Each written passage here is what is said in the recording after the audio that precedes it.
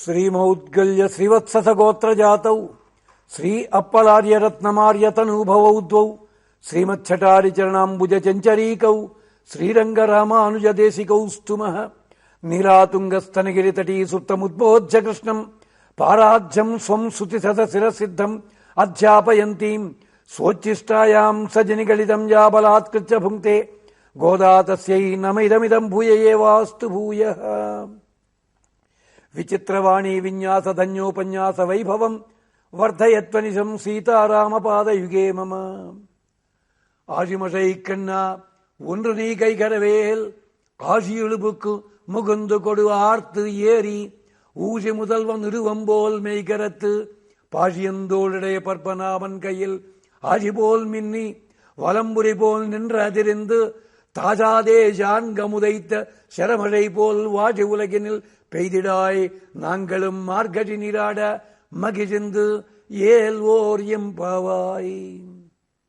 భగవద్బంధువులరా, ఇవాల్టి భాషరంలో ఆండాళ్ళమ్మవారు అంతర్యామి స్వరూపాన్ని చెప్తున్నారు. ఎవరంతర్యామి?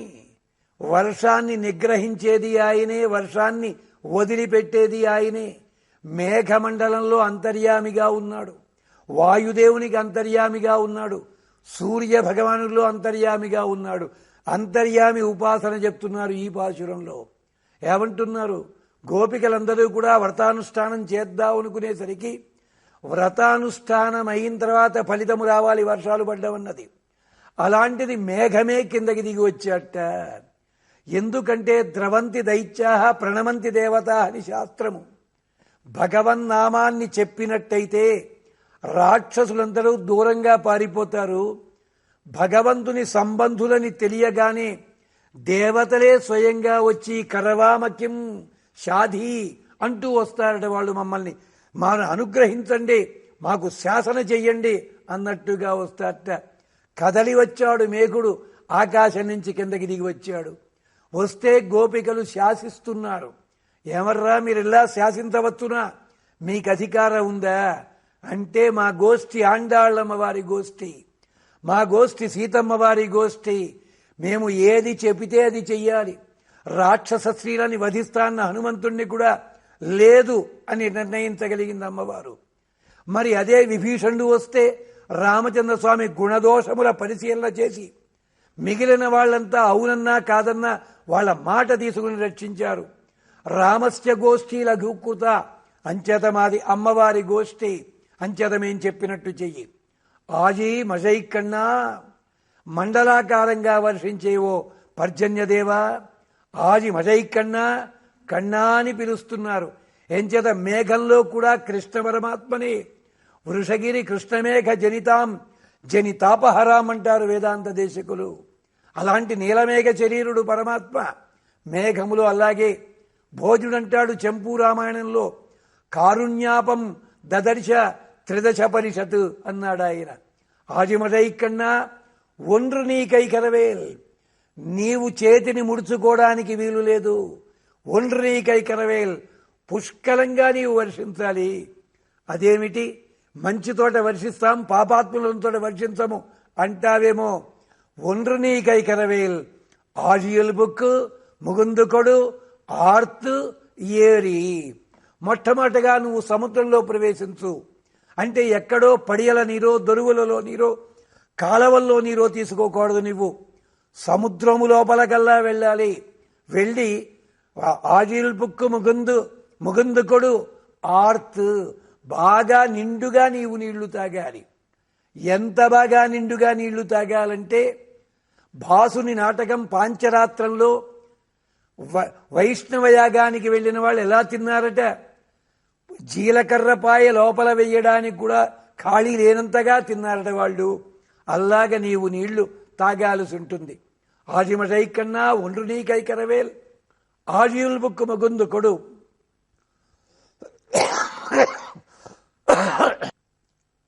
ముగుందు కొడు ఆర్తు ఏరి, బాగా గర్జించాలి, వ్యాపించాలి.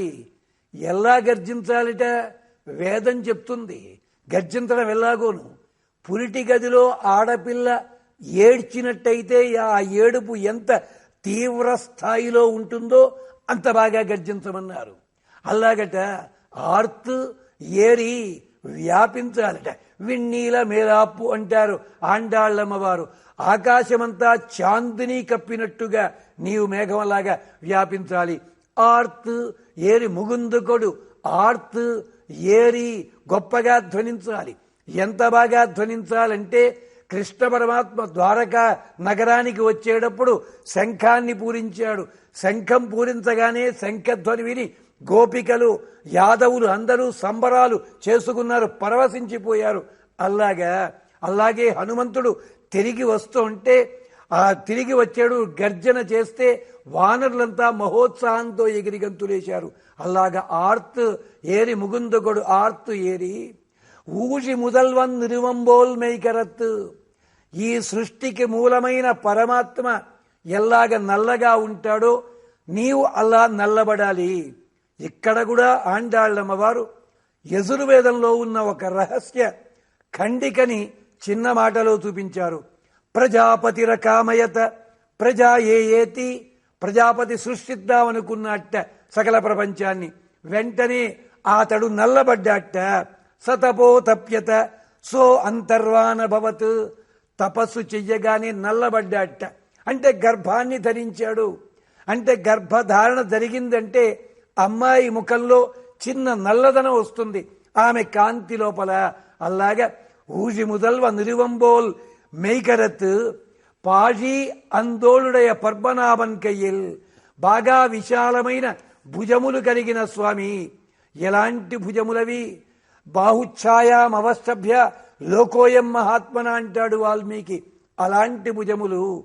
కనియన్ రుక్మిణి చంద్రమండలముకున్ కంఠీరవేంద్రావలగ్నున్ అని మొదలుపెట్టి నగారాతి గజేంద్ర హస్త నిభబాహున్ అంటారాయన. అలాంటి బాహువులు. ఊజి ముదల్వ నిరువంబోల్ మెయ్కరత్ పాజీ అందోళుడయ పద్మనాభన్ కయ్యల్ ఆజిబోల్ మిన్ని ఆయతాశ్చ సువృత్తాశ్చ. అలాంటి విశాలమైన బాహువుల లోపల చక్రములా మెరవాలి. స్ఫురత్ సహస్రార శిఖాది తీవ్రం సుదర్శనం భాస్కర కోటి తుల్యం. అలాంటి చక్రము వలె నీవు మెరవాలి. అంటే మేఘములో మెరుపు ఉండాలి. వలంబురిపోల్ నిండ్ర అదిరిందు. దక్షిణావర్త శంఖంలాగా నిలిచి నువ్వు ధ్వనించాలి. ఎలాగా? శంఖముకున్న గొప్పతనం ఏమిటి? దుగ్ధ సింధౌ సముత్పన్న వాతాజ్జాత అంతరిక్షాత్ విద్యుత. పంచభూతములన్నీ కలసి ఏర్పడితే శంఖము పాంచజన్యమది. అలాంటి శంఖధ్వని వింటే ఏం క్షేమం కలుగుతుందో అధర్వణ వేదం చెప్తుంది. అలాంటి ధ్వనిని నీవు ధ్వనింపజెయ్యాలి. ఎలాగా? సఘోషో ధార్తరాష్ట్రాణం హృదయాన్ని వ్యదారయతు. ఒకప్పుడు నీవు శంఖధ్వని చేస్తే దుర్యోధనాదుల గుండెలు పగిలిపోయాయి. ఇప్పుడు శంఖధ్వని మాకు ఆనందం కలిగించాలి. అలాంటి ధ్వనిని ఓ మేఘమా నీవు ధ్వనించాలి. తాజాదే ఆలస్యం చెయ్యకూడదు. షాన్గముదైత శరమజైపోల్ వాజి ఉలగినిల్ పెయిదిడాయ్. రామచంద్రస్వామి శాంగము నుంచి, రామచంద్రస్వామి వింటి నుంచి, దానికి మూలమైన శాంగము నుంచి రాక్షసవధ చేసేటప్పుడు పుంఖాలుగా బాణములు ఎలా వస్తాయో శర సమరైక చూరా. ఎవరిచ్చిరిరా నీకు శరచాపములు ఇనకులాబ్ధి చంద్ర అంటారు చాగయ్య. అలాగ బాణ పరంపర శర పరంపర కురిసినట్టుగా ఎలుగోలు జల్లుమున్ పెళపెళ ఏటవాల్పడి నట్టింట్ల తడిపితనగా ఉయ్యల చేరులట్లు. ఎలుగోలు జల్లుమున్ పెళపెళ ఏటవాల్పడి నట్టింట్ల తడిపితనగా ఉయ్యల చేరులట్లు వర్షధారలు పడుతున్నాయంటాడు కృష్ణదేవరాయలు. అలాగా పెయిదిడాయ్ నాంగళం మార్గజి నీరాడా. మేము కూడా మార్గశిర స్నానము చేస్తాము. ఇక్కడొక రహస్యాన్ని చెప్తున్నారు ఆండాళ్ళమ్మవారు. వర్షాకాలములో వర్షములో తడవడానికి వీల్లేదు. వర్షములో నీటి లోపల అగ్ని ఉంటుంది. ఆ వర్షము భూమిని తాకిన తర్వాత మడుగులో స్నానం చెయ్యాలి. న వర్షధారాసు ఆచమేత్ అని శాస్త్రము. అందుకని నాంగళం మార్గజి నీరాడ మగిజిందు సంతోషపడతామయ్యా. ఇక్కడ కూడా ఆచార్యపరముగా భగవత్పరముగా అర్థము. భగవత్పరముగా చెప్పుకున్నాం అంతర్యామి, ఆచార్యపరముగా ఆజిమైక్ అన్నా అన్నా మాకు నిర్వాహకుడా, మాకు రక్షణ కలిగించే మహానుభావ, ఆజిమటైకన్నా ఒండ్రు నీకైకరవేల్, దయచేసి నీ విజ్ఞానాన్ని నీ దగ్గర దాచుకోవద్దు. మేము అడిగినప్పుడు, మేము ఆశ్రయించినప్పుడు పుంఖానుపుంఖాలుగా మాకు ఆ విజ్ఞానాన్ని అందించాలి. పరాశర మహర్షి మైత్రేయుడికి చెప్పినట్టుగా, శ్రీశుకుల వారు పరీక్షిత్తుకి పలికినట్టుగా, అలాగా ఆజిమటైకన్నా ఒండ్రునీ కైకరవేల్, ఆజి ఎಳುపుకు సముద్రపు నీరంతా ఉప్పుగా ఉంటుంది.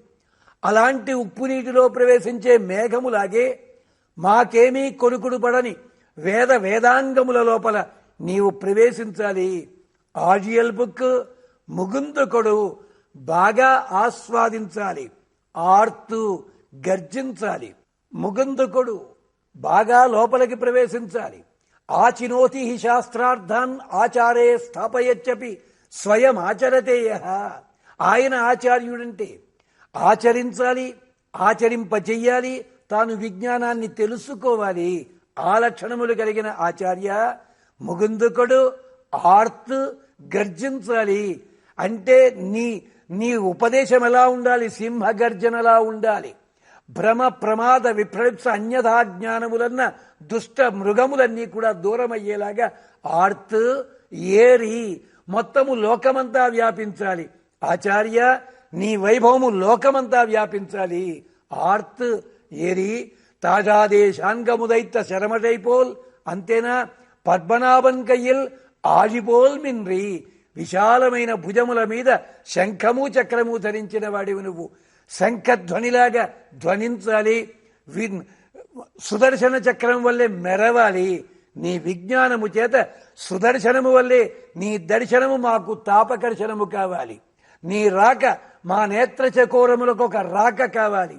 అలాంటి వాడివై ఆచార్య మమ్మల్ని అనుగ్రహించు.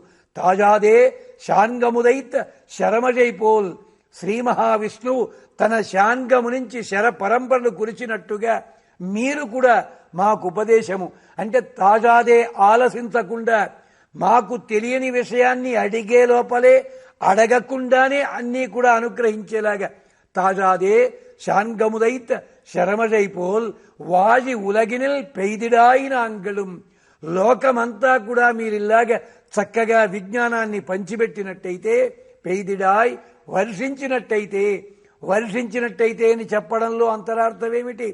సముద్రము లోపల అదే వర్షము, కొండల మీద అదే వర్షము, ఎడారులలోనూ అదే వర్షము. ఏదో ఒక చుక్క వెళ్లి ముత్యపు చిప్పలో పడితే అది ముత్యము కింద మారుతుంది. ఏదో ఒక చుక్క స్వాతి చినుకు ఆస్వాదిస్తే చక్రవాకం ఆనందపడుతుంది. అంచేత ఆచార్య నీవు మాత్రము పక్షపాత రహితముగా ఈ శిష్యులందరికీ కూడా తాపాన్ని తొలగించేలాగా నీ దర్శనముతో మా తాపము తొలగాలి. నీ ఉపదేశముతో మా ఆధ్యాత్మిక ఆశ పూర్తిగా, ఆధ్యాత్మికమైన ఆర్తి పూర్తిగా అది సమసిపోయేలా చెయ్యాలి. ఆర్తి తొలగించాలి. అలాగా తాజాదేశాంగముదైత శరమజైపోల్ వాజి ఉలగినిల్ పెయిదిడాయ్ నాంగళం ఆర్గజి నీరాడ. మేము కూడా నీ ఉపదేశ వర్షధారలలో తడిసి ముద్ద అయిన తరువాత మార్గశిర మాస వ్రతాన్ని అనుష్ఠిస్తాము. అంటే శరణాగతి శాస్త్రాన్ని నీ మూలముగా తెలుసుకుని నీకు కృతజ్ఞతావిష్కరణ చేసుకుంటూ సకల ఆచార్య పరంపరని హృదయంలో అట్టేపెట్టుకుని సేవిస్తాము స్వామి అంటూ ప్రార్థన చేస్తున్నారు ఈ పాశురంలో. ఇక్కడొక్క విశేషం ఏమిటి అంటే శార్ంగ శబ్దాన్ని ప్రయోగించి ఈ తిరుప్పావై మొత్తమంతటికి సారభూతమైన శరణాగతి తత్వాన్ని చెప్తున్నారు. ఎంచేతంటే ఇక్కడ శాంగం అంటే అర్థమేమిటి? ప్రణవము. ప్రణవోక్షయం ధను శరోహ్యాత్మ బ్రహ్మ తల్లక్ష్యముచ్యతే. శరణాగతి తత్వానికి ఇది ప్రధానమైనది ప్రణవము. ప్రణవ అనుష్ఠానం చెయ్యాలి. దీనితో పాటు ఆచార్యుడు ఉపదేశించేది ఏమిటనమాట? ప్రణవముతో కూడిన అష్టాక్షరి ఓం నమో నారాయణాయ, ఓమిచ్చగ్రే వ్యాహరేత్, నమ ఇతి పశ్చాత్, నారాయణాయే చుపరిష్టాత్. అని చెప్పి ఆ శాస్త్రాన్నంతటినీ మాకు ఉపదేశిస్తావు. అంచేత శాంగము, అలాగే స్వామి చేతిలో ఉండే శంఖము, మేఘాకృతి, అలాంటి నల్లని స్వరూపం అంటే మా తాపత్రయాలను తొలగించేలాంటి దివ్యమంగళ విగ్రహము. ఇలాగా ఆచార్య వరివస్యని చాలా అందంగా ప్రతిపాదించిన పాశురం ఇది. అలాంటి ఆచార్య పరంపర అనుగ్రహము మనకందరికీ కలుగుగాక. ఆండాళ్ళమ్మ వారి అనుగ్రహము సకల ఆచార్య పరంపరతో పాటుగా ఆళ్వార్ ఎంబెరుమానార్ల సహితముగా మనకు లభించుగాక అని ఆశాసన